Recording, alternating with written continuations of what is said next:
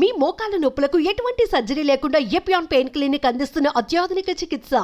అపర మేధావి, ఆర్థిక నిపుణుడు, ఒక్క మాట చెప్పాలంటే మన దేశ ఆర్థిక స్థితిగతులను మార్చినటువంటి యోధుడు మాజీ ప్రధాని మన్మోహన్ సింగ్ గారు మరణించారు. అయితే ఆయన గురించి కొన్ని విషయాలు మీకు చెప్పదలుచుకున్నాను.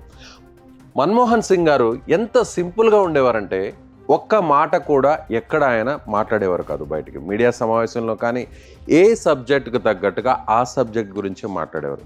అసలు పూర్తిగా రాజకీయాల్లో వివాదరహితుడిగా పేరు తెచ్చుకున్నటువంటి నాయకుడు మన్మోహన్ సింగ్ గారు. ఈరోజు మనం ఇలా అంటే ప్రపంచంలోనే మనం ఆర్థిక వ్యవస్థలో బలమైనటువంటి ఆర్థిక దేశంగా ఉన్నాం, వ్యవస్థగా ఉన్నాం అని అంటే అది ఖచ్చితంగా మన్మోహన్ సింగ్ గారి వల్లే అని ఖచ్చితంగా చెప్పాలి. ఎందుకంటే ఆయన ఆర్థిక శాఖ మంత్రిగా, ప్రధానమంత్రిగా దాదాపుగా ఆయన 20 సంవత్సరాల పాటు అందించినటువంటి సేవలే ఇవాళ దేశం ఈ స్థాయిలో ఉందనడానికి నిదర్శనం. అయితే ఇప్పుడు మన్మోహన్ సింగ్ గారు ఎంత సింపుల్గా ఉంటారంటే ఆయన గతంలో ఆర్థిక ప్రణాళిక సంఘానికి సంబంధించినటువంటి సభ్యుడిగా ఉన్నాడు, చైర్మన్గా ఉన్నారు, ఆర్బీఐ గవర్నర్గా ఉన్నారు, అదేవిధంగా ఆర్థిక శాఖ మంత్రిగా ఉన్నారు, ఆ తర్వాత ప్రధానమంత్రిగా కూడా ఉన్నారు. అంటే ఒక మాట చెప్పాలంటే ఈ దేశంలో ఇప్పటి వరకు జవహర్లాల్ నెహ్రూ తరువాత, అదేవిధంగా మోడీ తర్వాత వరుసగా 5 ఏళ్ల పాటు 10 ఏళ్ల పాటు 5 ఏళ్ళు గెలిచిన తర్వాత 10 ఏళ్ల పాటు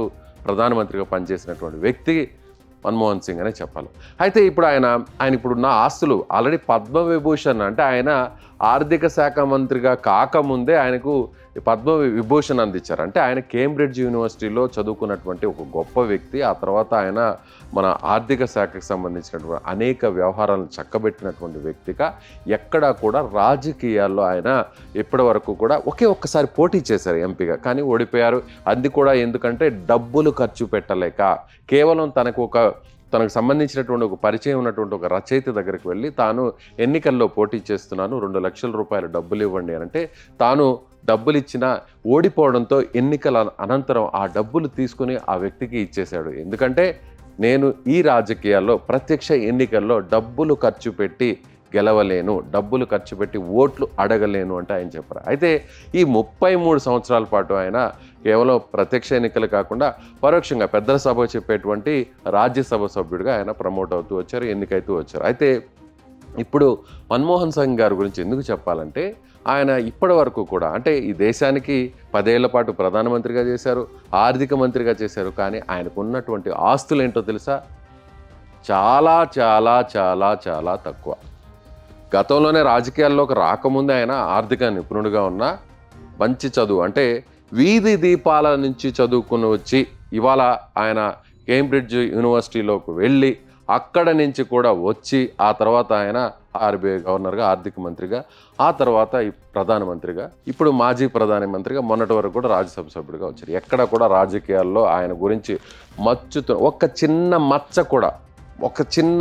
కూడా ఎక్కడ నల్ల మచ్చ అనేది ఆయనకి లేదనే చెప్పాలి. ఎందుకంటే అంత క్లీన్ ఇమేజ్ ఉన్నటువంటి పొలిటీషియన్గా, నాయకుడిగా మన్మోహన్ సింగ్ ఆయన గుర్తింపు తెచ్చుకున్నారు. ఆయనకు 3 కుమార్తెలు ఉన్నారు. సాదా సీదగా ఆయన ఒక ఇంటిలో పుట్టినటువంటి ఆయన ఇప్పటికీ కూడా అలాంటి జీవనాన్నే గడుపుతున్నారు. ఆ 3 కుమార్తెలు కూడా రాజకీయాలకు సంబంధం లేకుండా ఉన్నారు.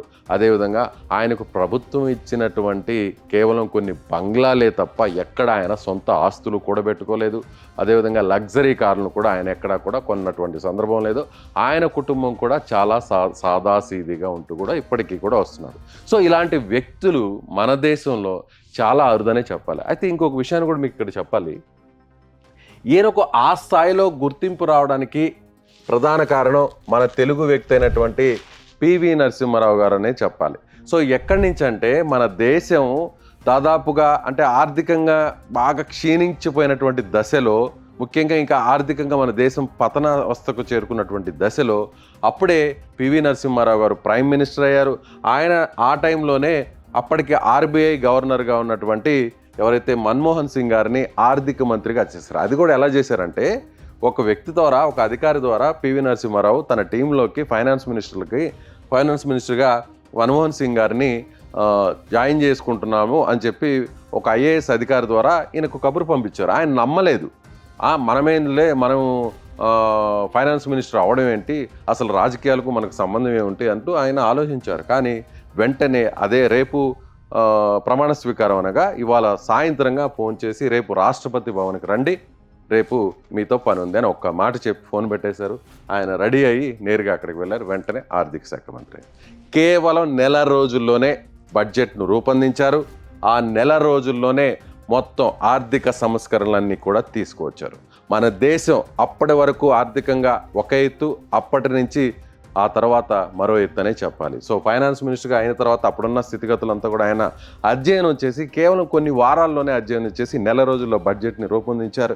ఇవాళ అంటే శ్రీలంక, పాకిస్తాను, మన చుట్టుపక్కల ఉన్నటువంటి దేశాలంతా కూడా ఏ విధంగా ఆర్థికంగా క్షీణించిపోయి అక్కడ పూర్తిగా అప్పుల్లో ఊబులోకి కూరుకుపోయి అక్కడ నిత్యావసర వస్తువులు, అక్కడున్న మిగతా వస్తువులన్నీ కూడా సామాన్యమైనటువంటి వారు ఎవ్వరూ కూడా కొనలేని స్థితికి వెళ్ళినటువంటి అవన్నీ కూడా ఈరోజు ఆ స్థాయికి చేరుకున్నా అంటే అక్కడ ఆర్థిక పతనం జరిగింది. ఆ దేశ ఆర్థిక వ్యవస్థ పూర్తిగా పడిపోయింది. సో దివాలా తీసింది. సో అలాంటి స్థితికి మనం చేరుకున్న ఈరోజు మనం ప్రపంచంలోని ఆర్థిక వ్యవస్థలో ఒక బలమైనటువంటి స్థానాన్ని కలిగి ఉన్నామంటే దానికి ఆద్యుడు ఖచ్చితంగా వీరిద్దరే, ముఖ్యంగా మన్మోహన్ సింగ్ గారు. మీకు ఉదాహరణ చెప్తాను, ఒకసారి చూద్దాం. మనం ఇక్కడ చూసినట్లయితే ఇవాళ దేశంలో మన ఆర్థిక పరిస్థితి ఎలా ఉందో మీకు డీటెయిల్గా ఒకసారి చూపించే ప్రయత్నం చేస్తాను. ఇది టాప్ 10లో ఉన్నటువంటి ఆర్థిక వ్యవస్థలు ఉన్నటువంటి దేశాలు. ఫస్ట్ యునైటెడ్ స్టేట్స్ ఉంది, అమెరికా, జీడిపి వచ్చేసి $25.43 ట్రిలియన్. చైనా ఉంది, తర్వాత చైనా కంట్రీ జీడిపి వచ్చేసి $14.72 ట్రిలియన్ ఉంది. సో జపాన్ థర్డ్ ప్లేస్లో ఉంది, 4.25 ఉంది జీడిపి. సో జర్మనీ దాదాపుగా 3.85. ఆ తర్వాత స్థానంలో 5వ స్థానంలో మనం ఉన్నాం. సో ప్రపంచంలోనే బలమైనటువంటి ఆర్థిక వ్యవస్థలు కలిగినటువంటి దేశాల్లో మనం 5వ స్థానంలో ఉన్నాం. మనం ప్రస్తుతం $3.4 ట్రిలియన్ సంబంధించినటువంటి ఆర్థిక వ్యవస్థను కలిగి ఉన్నాం. ఆ తర్వాత యునైటెడ్ కింగ్డమ్ కంట్రీ వచ్చేసి 2.67 నుండి, ఫ్రాన్స్, రష్యా ఆ తర్వాత స్థాయిలో. మనం ఒకప్పుడు ఈ దేశాల మీద ఆధారపడ్డాం, రష్యా మీద ఆధారపడ్డాం. సో అలాంటి రష్యా మనకంటే ఇప్పుడు 8వ స్థానానికి చేరుకుంది. ఒకప్పుడు బ్రిటిష్ వాళ్ళ ద్వారా మనం హింసింపబడ్డాం, బ్రిటిష్ అధికారుల వల్ల, బ్రిటిష్ పాలకుల వల్ల మనం ఎంతో వేదనలకు గురయ్యాం. ఈరోజు మన దేశంలో ఒక బ్లాక్ డేస్గా చెప్పాలంటే మనం బ్రిటిష్ పాలకులు పరిపాలించినటువంటి ఆ రోజుల్ని మనం ఆ సంవత్సరాలను చెప్తాం. కానీ ఆ స్థాయి నుంచి ఈరోజు వాళ్ళను సైతం కిందకు నెట్టి, అంటే బ్రిటిష్ వాళ్ళను సైతం వెనక్కు నెట్టి వాళ్ళకంటే మనం పైన అధిగమించినటువంటి 5వ స్థానానికి ఇక్కడ ఉన్నామంటే దాన్ని బట్టి మనం ఈరోజు ప్రపంచంలో ఆర్థికంగా ఏ స్థాయిలో మనం ఉన్నాం అనేది ఖచ్చితంగా చెప్పవచ్చు. సో ఆ స్థాయి నుంచి, అంటే ఒక దేశ ఆర్థిక వ్యవస్థ పడిపోయే స్థాయి నుంచి ఈరోజు తలెత్తుకొని ప్రపంచంలోనే ఒక 5వ స్థానానికి చేరుకున్నాం. అలాగే మనం శత్రువులుగా చూసేటువంటి ఎవరైతే మనల్ని హింసింపబడ్డారో బ్రిటిష్ వాళ్ళని వెనక్కినట్టు, అదేవిధంగా గతంలో ఎవరి మీద అయితే కొంత ఆధారపడ్డామో రష్యాని, వాళ్ళని కూడా వెనక్కినట్టు ఈరోజు మనం అమెరికా, చైనా, అదేవిధంగా జర్మనీ, జపాన్ తర్వాత 5వ ప్లేస్లో ఉన్నామంటే అందుకు కారకుడు ఒకే ఒక్కడు మన్మోహన్ సింగ్ అనే చెప్పాలి. సో మీరేమనుకుంటున్నారు, ఇలాంటి వ్యక్తుల్ని బహుశా మళ్ళీ చూస్తామా? ఇప్పుడు మన్మోహన్ సింగ్ గారికి అదేవిధంగా ప్రస్తుతం ఉన్నటువంటి రాజకీయ నాయకులకి ఉన్న తేడా ఏంటో ఖచ్చితంగా కామెంట్ చేయండి. మన్మోహన్ సింగ్ గారికి అందరూ కూడా నివాళులు అర్పించండి మీ కామెంట్, లైక్ ద్వారా.